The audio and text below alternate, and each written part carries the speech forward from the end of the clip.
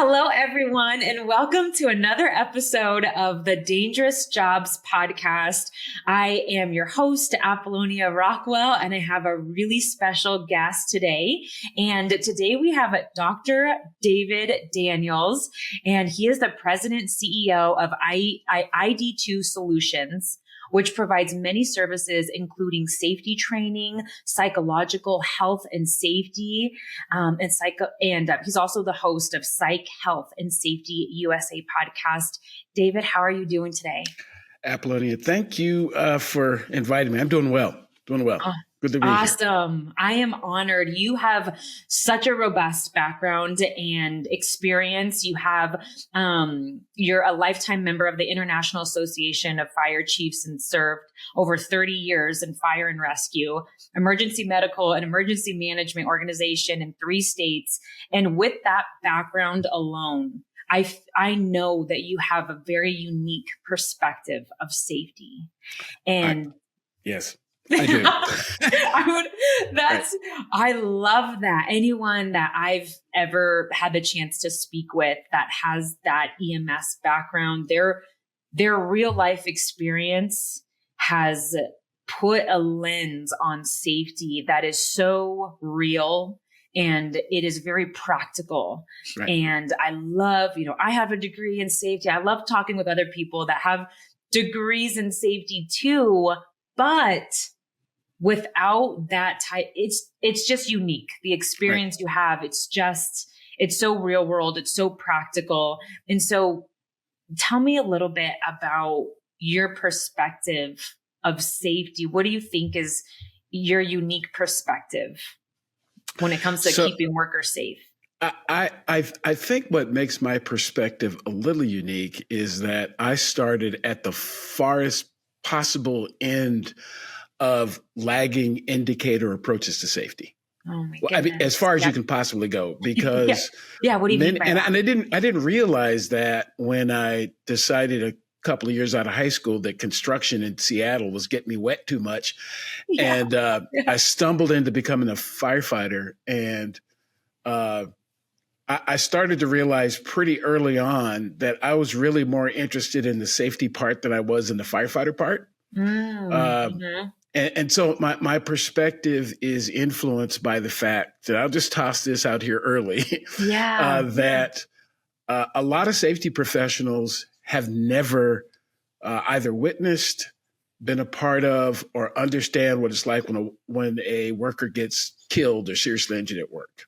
Absolutely. I have 30 people that I used to work with at some point in my career that either got killed at work or died from something they were exposed to at work. Oh my goodness. So when I talk about safety, it is more than just an academic exercise. Yes. Or an attempt to try to sell people something. Absolutely. It is, I was a part of the group that would show up when you did it wrong. Mm-hmm. And so now I try, and now I've worked my way to the other end of leading indicators. Wonderful. And I'm of the belief that no one is physically harmed without first being psychosocially harmed. Oh my goodness. I was doing my research on you. That is a huge topic that I feel that you're an expert on. And I want you to share, when you share more about that. What do you mean by that? Tell me more. Well, what I mean is, as a society, we've actually kind of conditioned each other to avoid, not talk about, or act as if our feelings don't exist. Sure. And keep them at the door when you walk in. This whole mindset.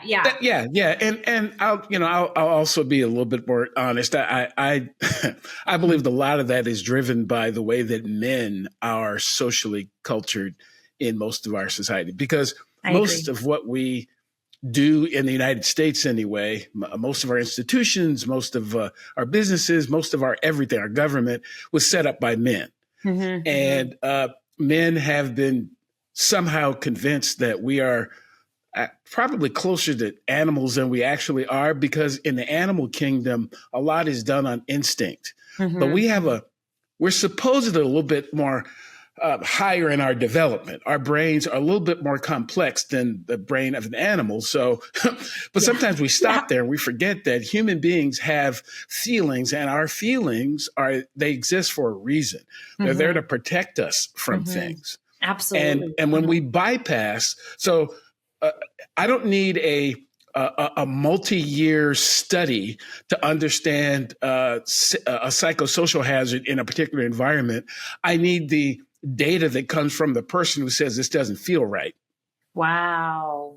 This doesn't feel good. So their body, their brain first is perceiving the environment and is making a calculation that a computer can't make. And is saying that there's something wrong with this. And we bypass that because it doesn't matter. You know, and if you, and I'm sure you've had this experience as well, when you talk to folks after something bad happens, there's generally, well, I felt something, something didn't seem right. They bypass it. And then when the physical manifestation occurs, then everybody gets all of a sudden interested. David, every incident investigation, whether it be a near miss, whether it be a severe incident, I can tell you every single person has shared that exact feedback with me. And it was, I knew what I was doing.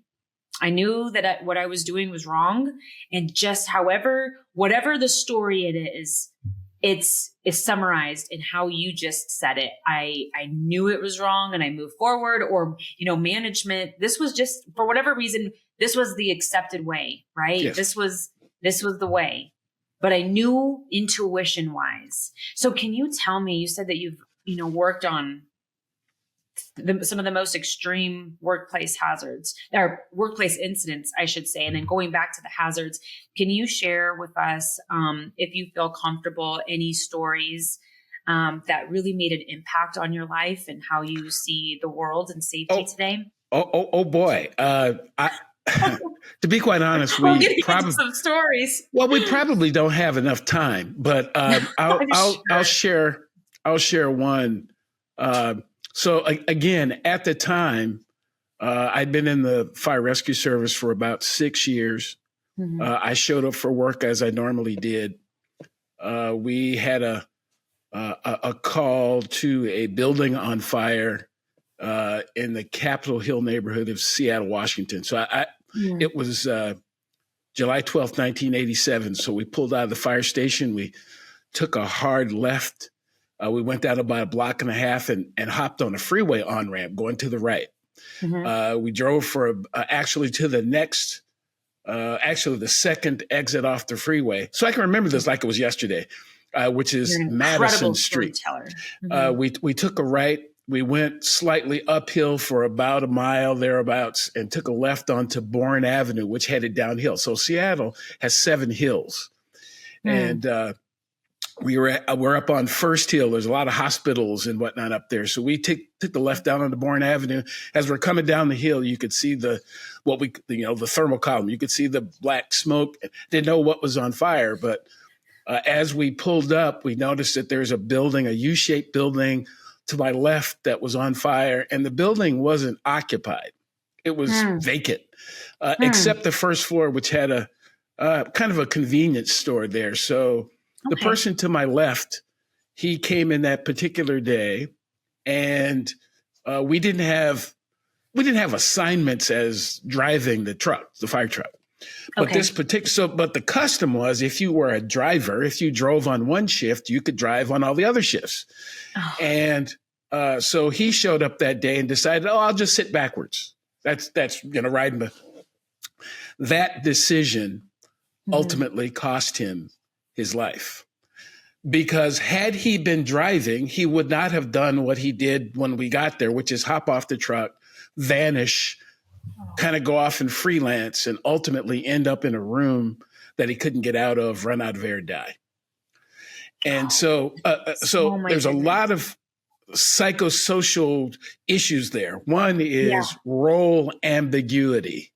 Role ambiguity is a thing. As a matter of fact, if you were to to read through ISO 45003, the International Standard on Psychological Health and Safety. It actually lists role ambiguity as a psychosocial hazard when you're not sure what your role is. And that's from the organization. That's not from the person. Right. Or we say your role is one thing and it actually turns out to be something else. So that question about how common is that? Oh, go ahead. Absolutely. And that's not on the worker.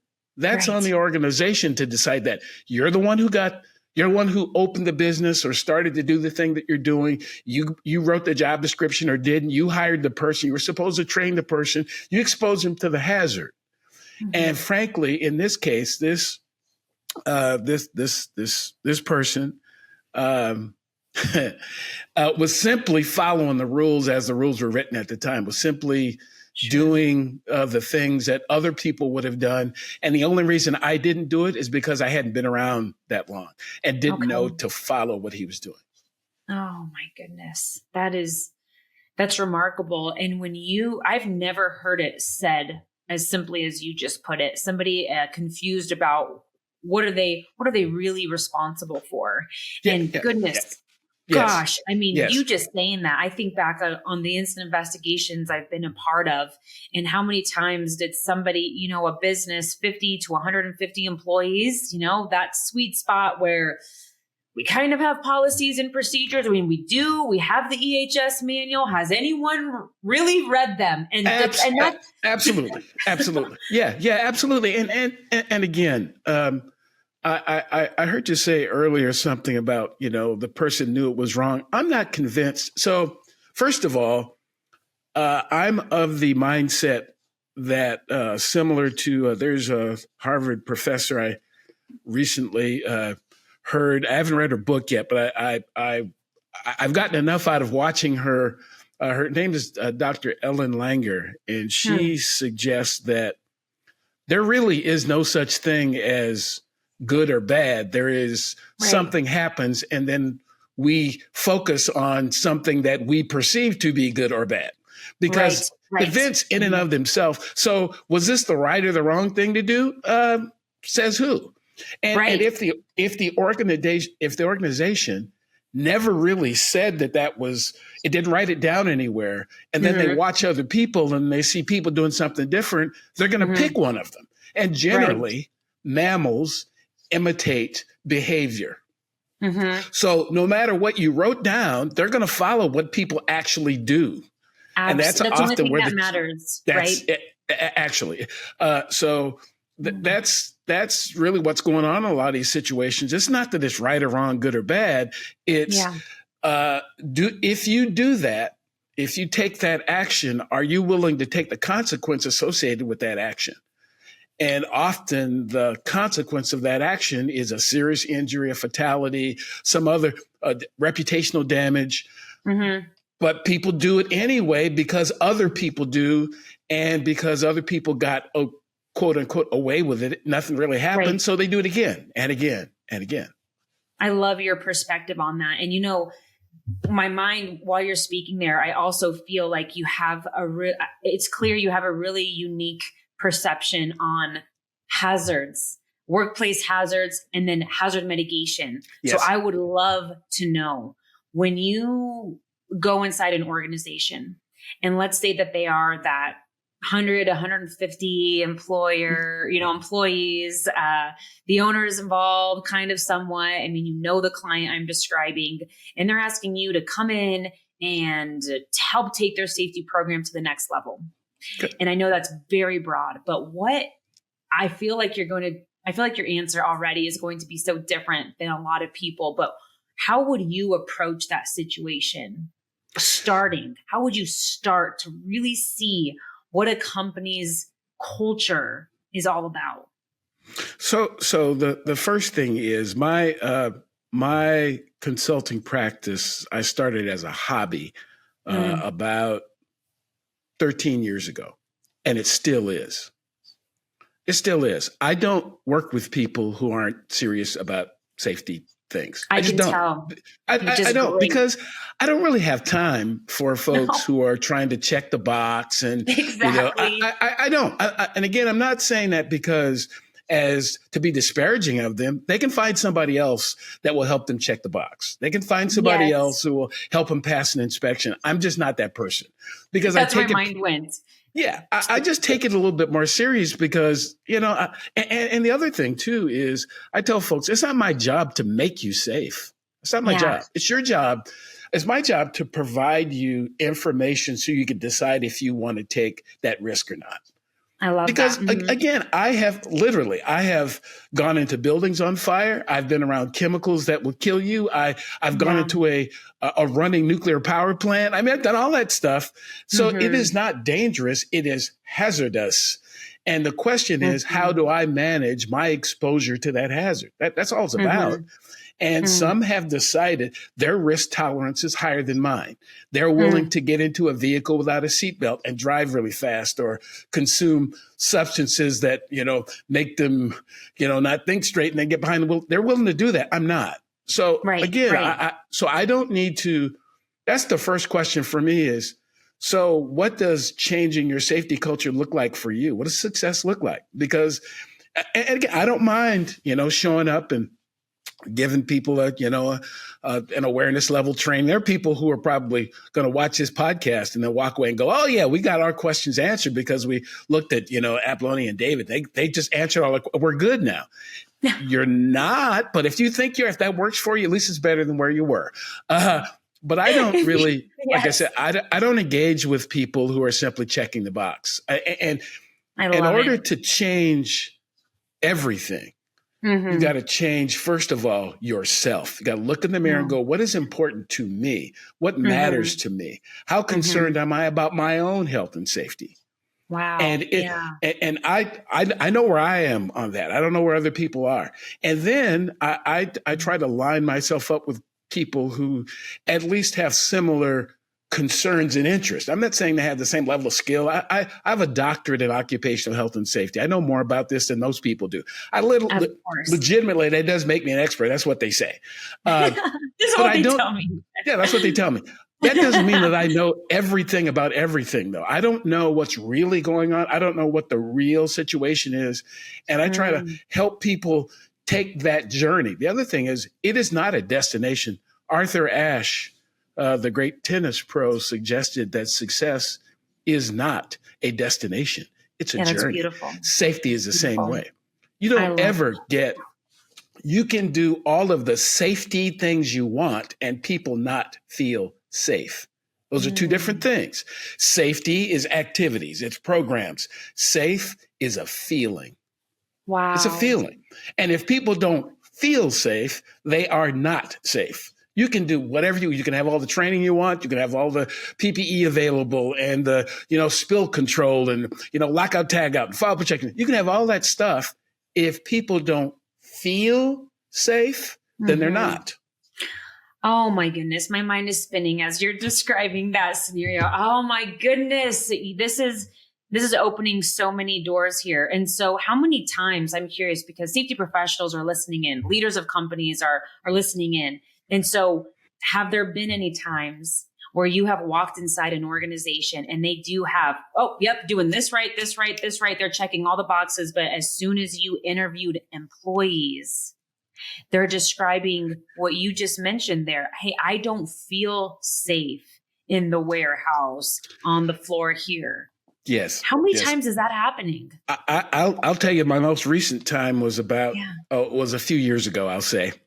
There are some people who know where my last W-2 job is. So it's interesting. We have a kind of a culture that will allow employers to treat human beings like trash.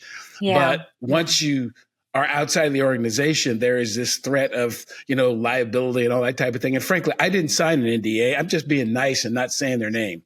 But anyway, so I get hired on to do, and most of the jobs I've taken, working for other people over the last 10 years were part-timers because I retired from the fire service, again, 13 years ago. Yeah. And I was fortunate enough to work in a system that has a defined benefit pension system. So I'll get money at the end of the month. Matter of fact, it'll show up at the end of every month as long as I keep living. So now it's not It's not a huge amount that's going to allow me to be a bazillionaire, but my basic needs are going to be met, which makes it easier for me to say some of the things that I say. So I Yeah. go into this company and, I say, hey, I want to work for you all for a while. You said you got a position that's close to the house. Okay. Yeah. Let's see what But it's don't about. get it twisted. Yeah. I'm going to tell you the truth, whether you want to hear it or not. If I see something, I'm going to say something. I'm not for the company or for the workers. I am for what is safe. So Yes. sometimes it's the organization. Every now and then it's actually the people. But I had situations where workers would come to me with holes in their shoes, and I go like, "What's that about?" So I go get them a pair of shoes. And then I'd come back to have managers go like, well, we only buy we buy as many pairs of shoes as these folks go through based on the hazards that you expose them to. And you don't have to like that, but that's what I'm going to do. Yeah. Yeah. And so after I told them that they ran their work site like a plantation, they didn't like that much. And so we ended up parting ways. I go like, yeah, I'm not that guy. I'm not that. I am not going to watch workers be exposed to hazards often that they don't know anything about. Sure. And cover for you because you don't want to spend it, because ultimately you're going to save yourself a bunch of money by doing this right on the front end anyway, if you're smart enough to figure that out. If you're not, your problem, not mine. I just won't do it. And was that an organization that you felt on paper, since you see all sides? That's what's fascinating about your perspective. So would you say on paper, they were doing a lot of the majority of the...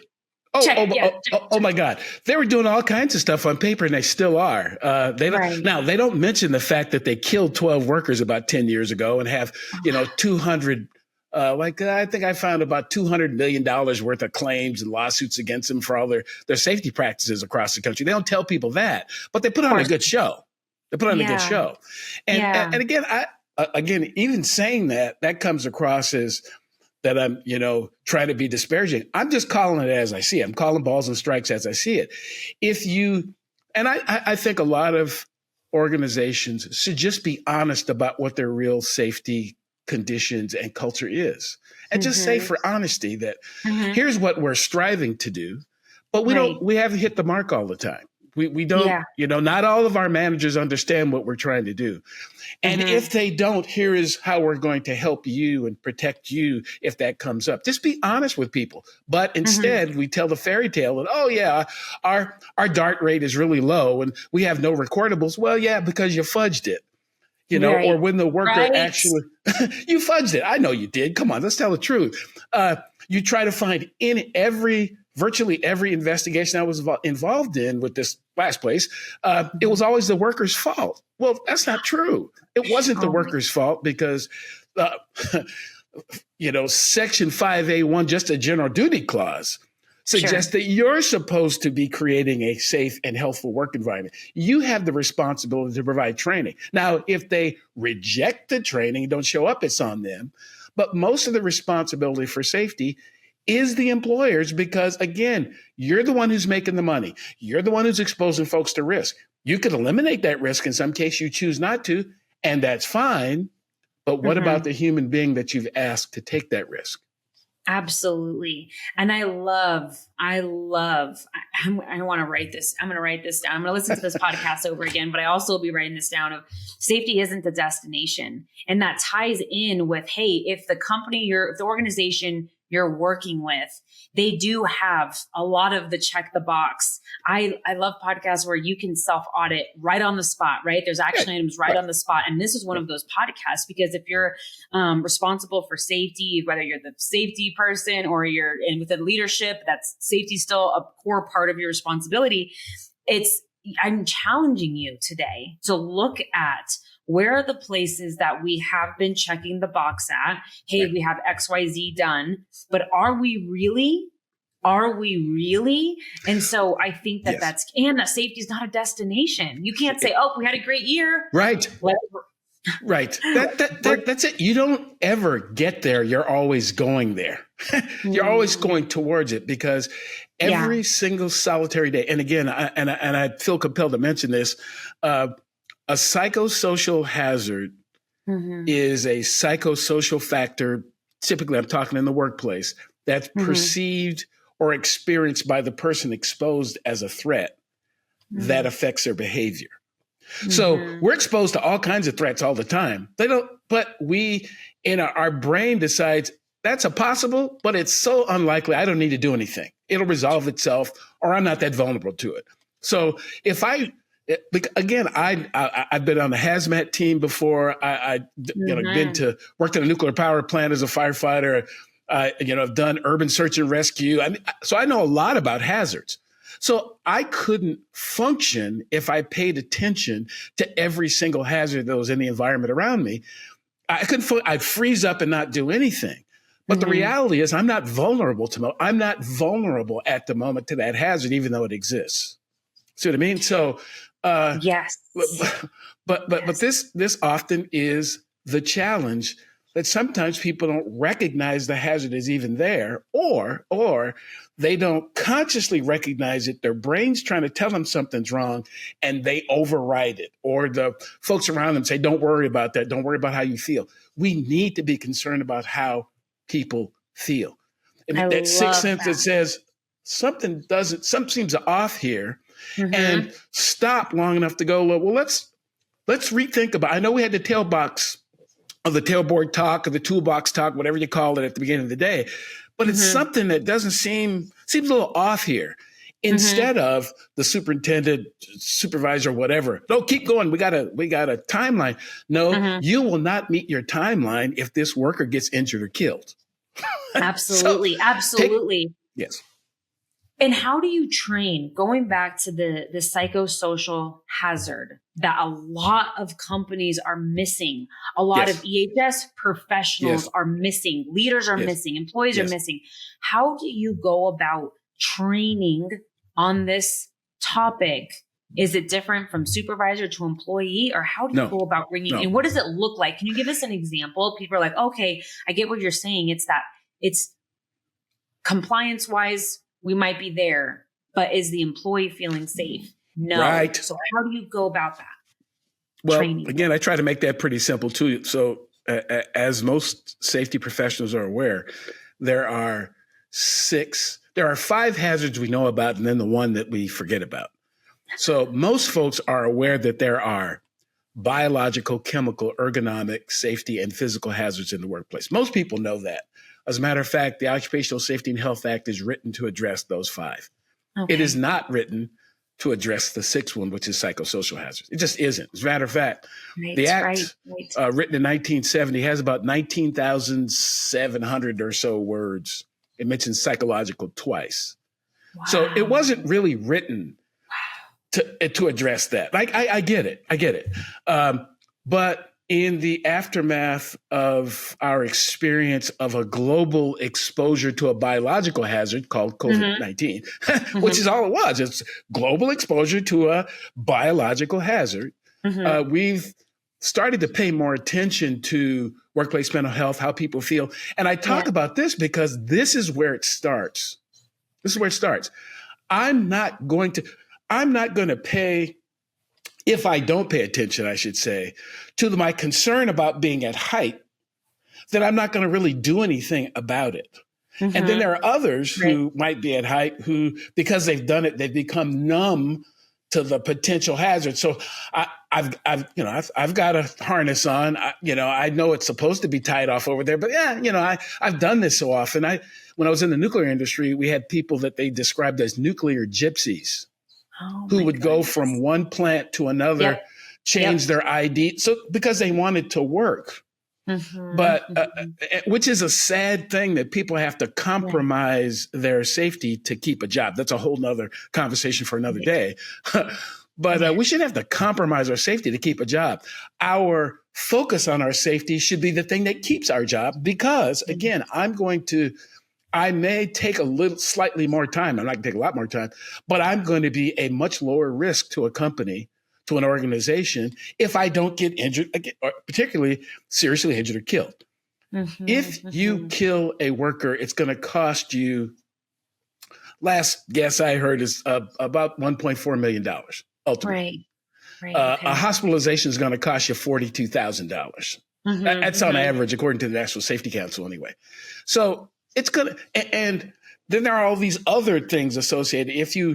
I was in the public sector, a public sector worker getting injured and not being able to come to work is going to cost 3 to 4 times their salary to get their work done while they're out. So if you're concerned about money, it's cheaper to treat people with dignity and respect and keep them safe than it is to treat them like cattle.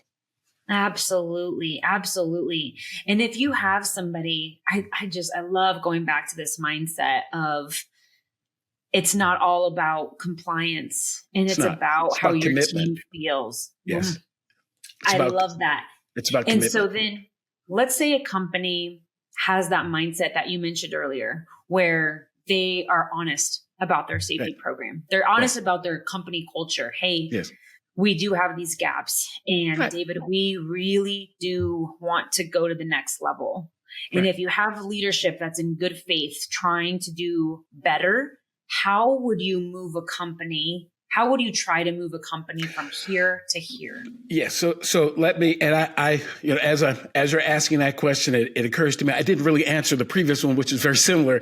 So in order to address safety in an organization, I always start with a conversation about what is a psychosocial hazard. It all starts with that. Wow. So this is all connected. Maybe these two are connected. Okay. It's absolutely connected because, again, if you don't know what those are, and what I'm finding in my research was around psychosocial hazard mitigation. And often people don't know, they don't have the language to describe what they're being exposed to. It doesn't feel right. They just don't have the language to describe it. And they don't pay any attention to it until the system pays attention after something happens. So I try to talk about what is a psychosocial hazard? How is it different from this concept of psychological safety? With a lot of conversation about that, but they are related, but they're not the same thing. Psychological safety assumes that the hazard has been mitigated to a point that I can feel safe and bring my whole self, and all that sounds good. But your organization was not designed to be psychologically safe. It was designed to make money, and often at the expense of other people, because at the time, that's what people knew. Well, I'm here to share with you, it is possible to create work that is not psychologically or physically unsafe, because you design it that way from the start, with the human being at the center. The work is designed to not hurt the human being. It's designed that way. And again, it looks at the hierarchy of controls and does everything possible to eliminate hazards and substitute hazards that are less hazardous, and put engineering controls, administrative controls, and PPE in place. From the beginning. As you're saying. From the beginning. And it looks at psychosocial hazards in the same way, but takes a slightly different tact, using the model created by NIOSH in their approach to total worker health. It says that, yes, we try to eliminate the hazard, the psychosocial hazard. We try to substitute something that's a little less hazardous. But next, we redesign the work. Because if we can't eliminate or substitute the hazard, psychosocial hazards, many of them cannot be eliminated, because it's about me and how I feel. So you can't eliminate everything from me. You can't do it. So you redesign the work so it is less threatening to me, is less confusing and less concerning for me. And some of it's just slight redesign. It doesn't have to be complicated. If you if you can't redesign it, then you educate me on how to adapt to this hazard. If I'm in a call center and my job is talking to people on the phone, I'm going to talk to people some days who are having a bad day, who are going to raise their voice, who are going to do all kinds of things. How do I deal with that? So often people just get sat down and they'll pick up the phone and talk to people. Well, I have a different kind of personality. That is a challenge for me. But if you would simply train me on how to de-escalate that call and then I could still do it. And then last but not least on that particular hierarchy is encouraging change on the part of the person. Not everybody fits everywhere. Let's stop the nonsense about, we're open to everybody. You can't be open to everybody because everything isn't safe for everybody. And it doesn't make you bad or them bad. It's just incompatible. And in our selection processes, in our training processes, we should be looking for that up front. There are some people that should never be firefighters, should never be bankers, should never be lawyers, because it's not that they don't have the skill necessary. They don't have there's something that about that exposure to that hazard that will trigger some trauma that they had in their life. Or so again, not bad people, but we're just looking for the wrong things. We're looking for the physical manifestation and not concerned. How does this feel for this person? And if it doesn't work for them, how can we help them be successful doing something else, maybe in this company in a different part, or maybe in another company altogether? Maybe, hey, I got a friend down the street who has an open position that does this thing that would probably suit you better. I'm going to talk with him and we're going to work on getting you over there. You see what I mean? Focused on the humans. And what I hear you saying that I've never heard this before is companies should really look at possibly their onboarding, and even after the onboarding, but they should really vet the onboarding to not just see if, again, the resume is checking the boxes, but to see, is this candidate mentally fit for the job? Or like you mentioned, it doesn't have to just be, another company, maybe just a different division within that organization. Right. Absolutely. Yeah. Wow. But again, it is absolutely important that the organization do as much as it can do first, because what you talk about, that's generally where the organization goes. It's so two dudes get together and create a company. Well, when those two dudes get together and create the company, of course it's safe for them because they created it. It works great for them. The problem is when you bring 500 or 700 other people who aren't them, who don't see the world the same way they do. And they're not, again, they're obviously good people, because who puts an ad out and says, hiring the worst workers we can possibly find? Nobody does that. So why is it that 3 weeks down the road, they're all of a sudden something wrong with them? It's not. It's you. You hired them. You brought them into this environment, and it is your responsibility to be clear about, this is what we do. These are the hazards associated with this job. And here's the things that we can do to mitigate that on your behalf. But we can't fix it all. If you want to be a firefighter, you are too claustrophobic, this job's not going to work for you. It's just not. Absolutely. Because it is the job. If you want to be an attorney, and you're not into conflict, this is probably not, you're the smartest person, or you can know the law, but the job is about conflict. You see what I mean? And I think we stop too early, even when we're doing our investigations of things, to find out what was the psychological environment at the time that this person ran into the back of the truck or slipped and fell. What was going on for them that we can control. Absolutely. And when we find out that they were given too much work, so overwork or underwork is a psychosocial hazard. So that's why it wasn't that it was that we gave them too much to do for them. And it wasn't safe enough for them to say, hey, I'm at my limit. So they just do it anyway. Then they get hurt. And then after they get hurt, particularly if they get hospitalized or seriously injured, they get hurt. We send them to the doc in a box down the corner. They prescribe an opioid. The person gets, substance use disorder, and then we terminate them for, you see what I mean? It was a series of things that the organization started and then doesn't want to be responsible for after they did that. That is such a great example for people to apply. Like, as you were speaking, I'm putting different people into the position that you were just describing there. And I think, and you've mentioned this earlier, is that a lot of the time employers, and like you said, it's the employer, but it's also whoever's doing the incident investigation for whatever reason. It's everybody. People are quick to blame the employee, just like you mentioned. Yes. Fast. Yes. Oh, and here's the other thing. So again, I know a lot of this comes across to people as being disparaging of employers. No, it's recognizing your limitations.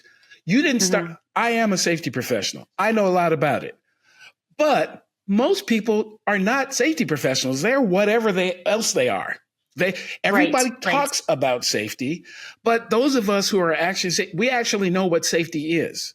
And so I just like, I'm not a lawyer. I'm not a mechanic. I'm not an engineer. I'm a safety guy. So why would you expect me to be good at something that I have no training? So you don't either. You started a business. You want to make money. I get it. But you need, it would be very important for you to get more information about the health and safety of the human beings that you're going to bring in. And you can't know it all. You can't be good at all of it. That's what consultants are for. Yes. You don't want to marry me. You just want to, go out on a date every now and then. You don't want to you don't need me long term. My goal is not to get embedded in organizations to stay there forever because they move too slow for me anyway. But I want to help you, get you started on the journey. And just like, teaching a kid to ride a bike, eventually take the training wheels off and let you ride, because I can't be there all the time. I can't, and I'm not going to be around all the time. So the idea, back to your earlier question about getting people started, understanding what a psychosocial hazard is, and then by extension, what is a hazard? What is vulnerability? What is risk? And what is harm? Once they understand those kind of concepts, and then a psychosocial hazard and a biological one, you treat them both the same. Identify it, assess how vulnerable we are, do something about it. It's not another complicated thing. It's treat that hazard the same way you treat the other ones. And what I'm finding is the opening around psychological safety for a lot of people is helping me have conversations with them about the physical stuff they don't do very well either. Because they say, well, we're not a manufacturing company or construction. We don't need a safety program. Yes, you do, because everyone is going to be exposed to psychosocial hazards. Yes, everyone. Everybody. Oh, I love that. And then, so here's where my mind is going to is I'm fascinated with your background. I know that you have been exposed to so many different companies, so many different industries and I know their cultures were all over the place, right? And so to wrap things up, to end it, I would be so fascinated to know, have you ever been impressed with, people listening or wanting to take their safety program, and I hate saying safety program, they want to take the culture to the next level. Right. And if somebody here is listening and they're like, David, I hear what you're saying. Like, I love this idea that safety isn't a destination. It's a continuous process. Hey, psychosocial hazards. Let's lean more into that. Let's look at the psychological hazards. So is there been a company, you don't have to say their name or anything. It's always easier to maybe achieve something if you could see it, right? Yes. And so do you have an example that a company was doing it the right way, and maybe they weren't doing it in all the right place. They weren't doing everything right, but you were like, wow, companies should adopt what they're doing. Maybe do you have anything like that you can strive towards something? It is difficult for me to even think of an organization that is doing it the way I think it should be done. And part of that is my own issue, is that my standards are likely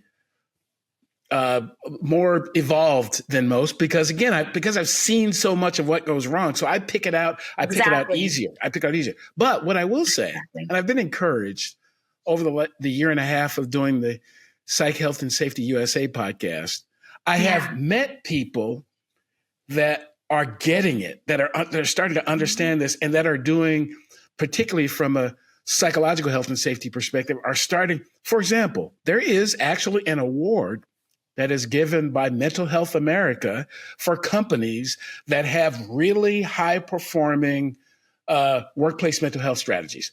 I didn't even know that existed until a few months ago. I have to be honest. I had no idea.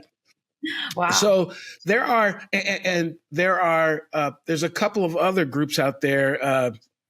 They actually kind of escape me right now. That's the one that comes to mind most quickly.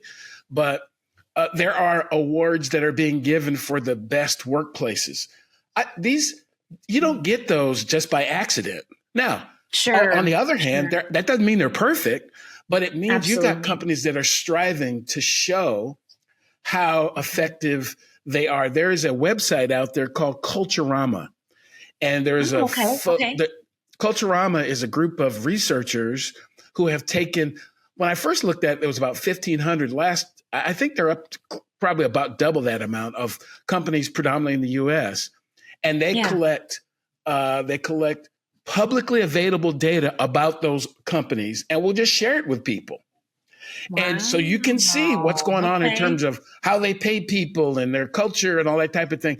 And that's based on publicly available data. There's information you can do on like Glassdoor and Indeed and such.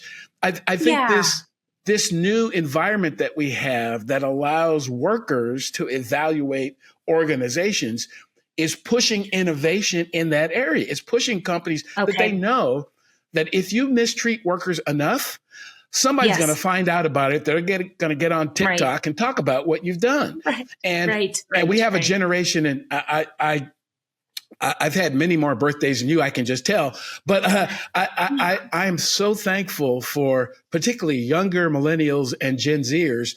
They're going to take us. They're going to take us the right way because these generations have seen what the baby boomers and older Gen Xers went through, and they are smart enough and have access to enough information through podcasts and other forms of social media. They can find out, they can get it quick, and they know whether you're serious about that. So I say all that to say is, why look for anyone? Look for, if you're looking for that place that's doing it right, whatever it is, first of all, what does it mean to you? What does that mean to you?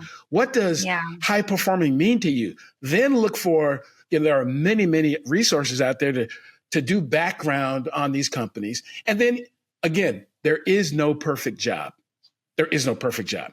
There are hazards in all of them. The question is the environment psychologically healthy and safe for you? For you. Just because it doesn't work for everybody else, if it worked for you, keep doing it. And just because it doesn't work for everybody else, or it doesn't work for everybody else, if it does, do that. Do the things that work for you, which means companies, organizations are going to have different kinds of strategies and different ways that they do things. Psychological safety in a daycare center and doing MMA are different. It's not that they're bad. They're just different. They're just very different. Yeah. Very, very different. So what works for you?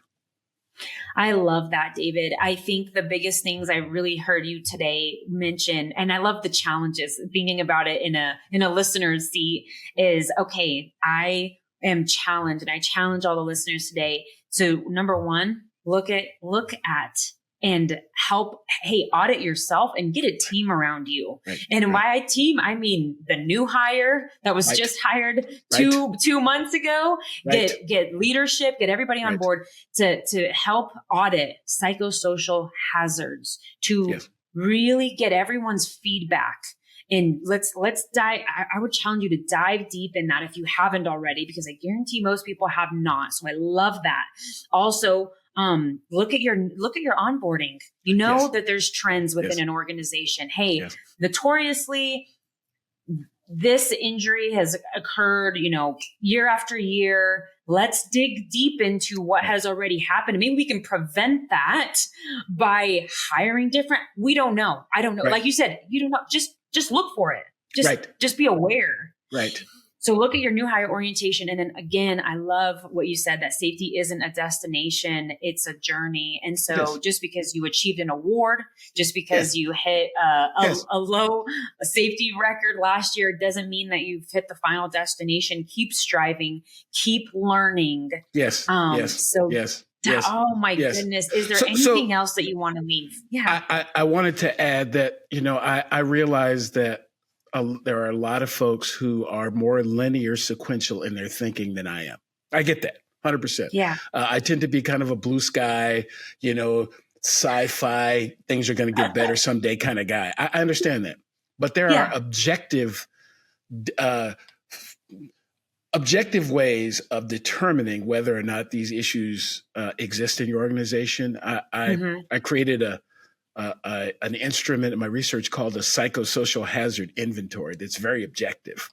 Okay. That will help if folks, want to, get into, I'm happy to help. But again, I don't do the inventory until I do the training. Because there's no use looking for something. What are you looking for? So first first do the awareness level training, get people to understand what this is, then do the psychosocial hazard inventory to find out, okay, so what we talked about, what are you being exposed to? And then once we have that data, then that helps you zero in on, and you can't fix it all. So, but here are the top 10 or the top 2 or 3. Let's deal with this. Let's work on this. And this, to solve this, may take us a few months or a couple of years. And that's okay. Absolutely. As long as we're making progress, it's okay. But there are objective ways to do this. For those of you who are a little bit more skeptical, there are objective ways to do this. Oh, that's good to hear. That's good news. And David, where can people connect with you best? Well, the best way to connect with me is one of 2 ways, and I'm not sure some days which is better. A lot of people connect with me on LinkedIn. I David Daniels on LinkedIn. I mean, you're there. There are a few other David Daniels out there, but David. That's my first name. I use my initial because I don't use my first name. I didn't even know it was my name till I was in the 2nd grade. So I got used to my middle name. That's why. So there's the story, and we will link your LinkedIn bio so that people can see that and get directed right Absolutely. to it. Okay. Yeah. And you can also go to my website. Website is ID2 Solutions, and ID2 is really my ID. It's tend to be cute, Genius. But it's my initials. Yeah. Yes. Initials. We'll link both. David, thank you so much for your time. And I want to honor you for bringing this is what's going through my mind as you were speaking a lot, is that you have such a realistic, just like I assumed at the beginning of the podcast, you have a real perspective with safety. And that's because you've seen the other side of it one too many times. Right. You've seen that simple hazards gone unnoticed, gone missed, has led to fatality after fatality after fatality. And because of your real world experience, you do have a very point blank perspective on safety, which we all need to, we need to understand that. And so I honor you and I appreciate you. Thank you so much for your time today. Yeah. And thank you. And thank you for giving me the opportunity to find out something about you. I love what you're doing, in terms of, helping people. And I got to be honest, you don't come across as a traditional, grumpy old guy kind of safety professional either. I like your kind of your positive, kind of upbeat approach to it.